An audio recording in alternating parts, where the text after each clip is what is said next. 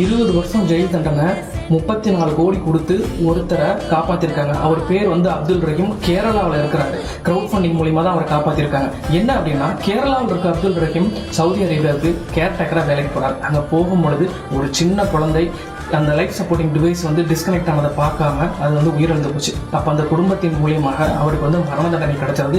அந்த நாட்டு சட்டப்படி மரண தண்டனையை கொடுத்தாலும் அந்த குற்றம் செஞ்சவர் வந்து மன்னிக்கப்பட்டு அவர் வந்து 34 கோடி அந்த அரசாங்கத்துக்கு கொடுத்து அந்த அரசாங்கம் வந்து அந்த குடும்பத்துக்கு கொடுத்துட்டாங்க அப்படின்னா வந்து அவர் வந்து காப்பாற்றக்கூடாது. அப்படியே காப்பாற்றப்பட்டாலும் 20 வருஷம் சிறை தண்டனை அனுபவிக்கணும். இந்த சம்பவம் நடந்தது 2006. இப்போ 2026 அவர் கேரளா வந்திருக்காங்க. அவருக்கு தான் அங்கே உள்ள ஊர் மக்கள் உற்சாக வரவேற்பு கொடுத்துருக்காங்க. ஸோ மனிதன் இன்னும் மரணிக்கவில்லை அப்படிங்கிறதான் இதன் மூலியமா நான் பார்க்குறேன். உங்களுக்கு என்ன ஃபீல் ஆகுது அப்படிங்கிறது கீழே மறக்காம கமெண்ட் பாக்ஸில் கமெண்ட் பண்ணிட்டு போங்க. இன்னொரு வீடியோவில் பார்ப்போம்.